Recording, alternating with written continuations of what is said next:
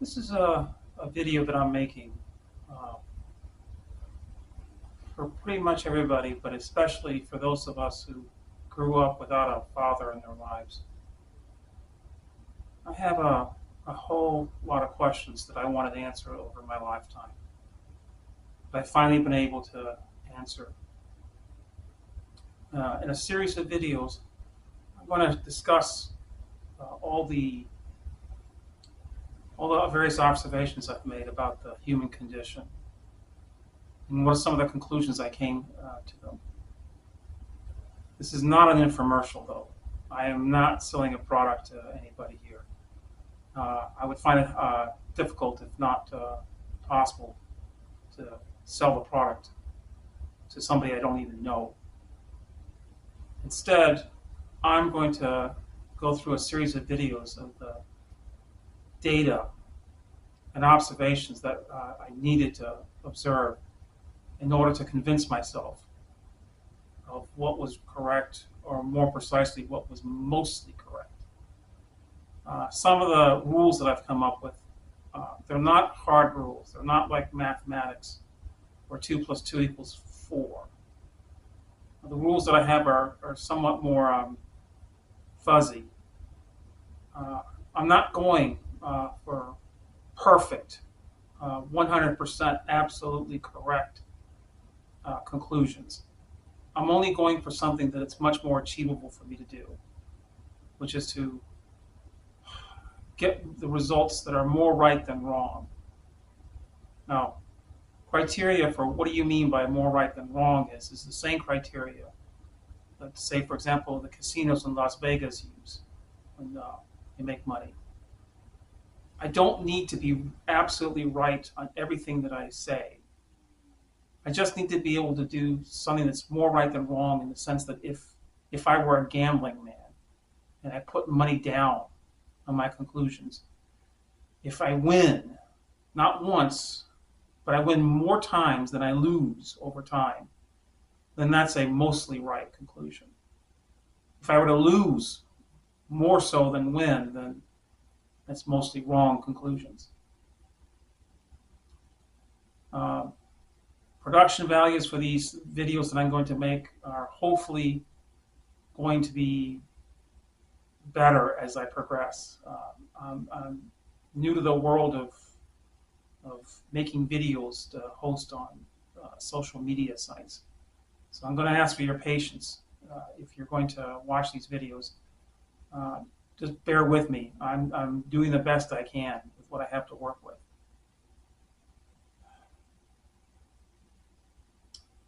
Some of the rules that I'm going to use for deciding whether or not something is right or wrong is I'm going to, as much as possible, going to rely on data, statistical data. Okay? When I show you some of the things that convince me that I'm right, I'm going to show you examples of what I'm talking about. But just showing an example does not prove the rule. The best that I can do by showing you an example is if I show you an example of something that's the usual, or the quote-unquote normal scenario, that's one thing. But if I show you something that's an extremely rare event and say, look, I have one example, so it must be true, that's not the way to go. That's not right. I have to give you some kind of statistics as to how often that rare event occurs. So as much as possible, I'm going to rely on statistical data that I can find online through my best internet friend, Google, to help me find some of these statistics. As I said, I'm not trying to convince you that I'm right.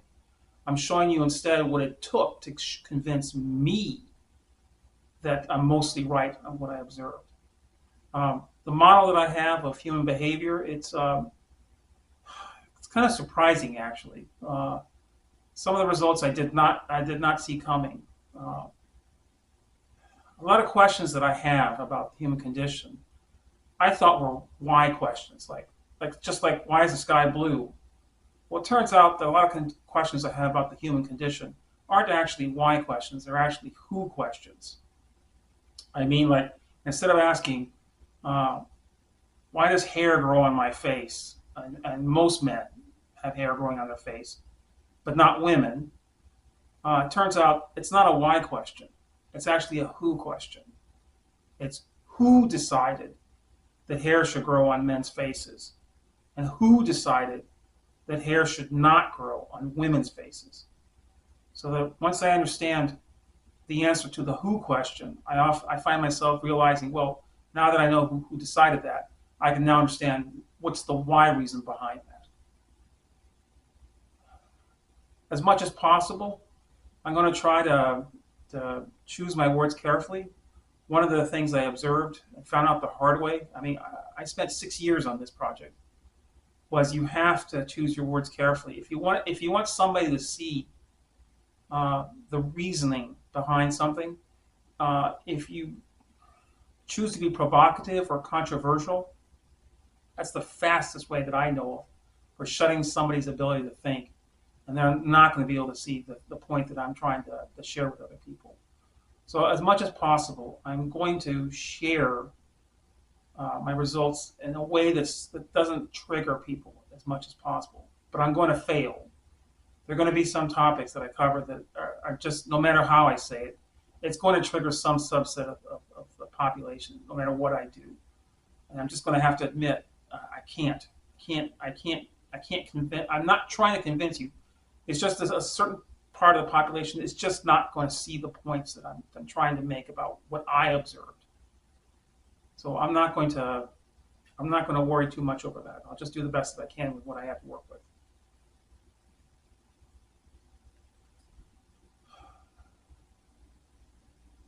I'm going to end this very short video with a myth story that I want to share. This, like a fairy tale. Fairy tales don't have to be factually accurate. It's not about the actual facts that are important about fairy tales. What's important is what it says about the human behavior. So this is the fairy tale that I want to tell you about.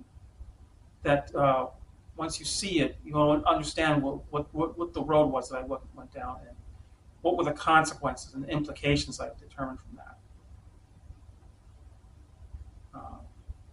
So here's the fairy tale that I have for you. Once upon a time, there were 3 sisters. And the oldest sister was a person who enjoyed breeding dogs. She loved to take dogs to the annual dog shows and show them off and try to win prizes for best in breed. But as it turned out, her dogs never won any prizes, which frustrated the eldest sister. So she one night went out in the hills in the forest and shook her hand against the sky and vowed that to anyone who would listen, that no matter what it took, she would never again lose in any dog show contest. So she spent 20 years carefully breeding dogs, selecting which dogs would reproduce and which ones wouldn't reproduce, until at the end of the 20 years, she had succeeded beyond her wildest dreams. She had created something that looked like a dog, like a big dog, but did not behave like other dogs did. What she had created was a violent, rampaging monster that did not recognize any authority over it. This was not a tame dog. And so when she took this animal, and I'm going to choose my words carefully here, when she took this male animal to the dog show for the contest, this dog was not the best looking dog in the contest.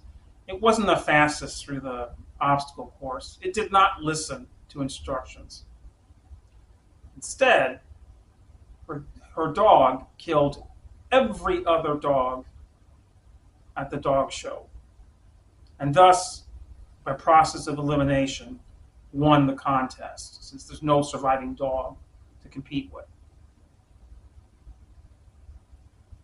The middle sister, once she had seen what her eldest sister had created was horrified at what she had done. So she tried to figure out a way to undo the damage that her eldest sister had created in this male monster. But try as she might, she could not undo the breeding that her elder sister had done to create that monster.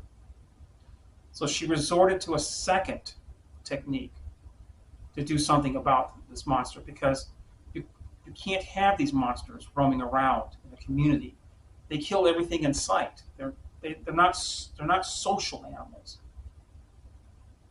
So she concocted a formula, a recipe, a special drink that she would give onto the females of the breed, which would cause, when she was pregnant with the male puppies, would cause the male puppies to be born looking just like the puppies that her older sister had created. But unlike her older sister's male dogs, these male puppies were much more tamer, much more meek and mild-tempered. Not at all vicious, rampaging monsters that would kill things on sight. That was her solution to what she thought was an appalling thing that her elder sister had done. The youngest sister saw what her older sister had done and saw how many years it took for her to breed that monster, and saw how the middle sister had tried to mitigate the violence and chaos of the thing that her older sister had created, and saw something different than the first two sisters. The youngest sister saw something which was simpler. She saw opportunity. So rather than shutting down the breeding project of the elder sister, and rather than settling for the formula to make the dog more tamer, instead she chose to mimic what the elder sister and breed not a violent dog, but a useful dog. Something that would be big enough to protect her, big enough to fight anything that might be a danger to the youngest sister, and a dog that would listen and obey to the commands of the younger sister, and if necessary, sacrifice itself to protect the youngest sister from any possible threat. That's the fairy tale. If you see the point of the fairy tale, then I think you will follow along much more easily with a series of videos that I'm going to be creating, and seeing the point that I've observed by looking at the human race. I spent 6 years, I said, on this project, which comes down to every day watching 2 hours roughly of YouTube videos for 6 years, which comes down to 365 times 6, 1800, 2160, 2190, with a leap year, 2191, which means it's 4,382 hours of YouTube videos of people interacting and watching them and cross-correlating their behaviors to find the patterns, the rules of human behavior that I'm going to share with you, with what I observed.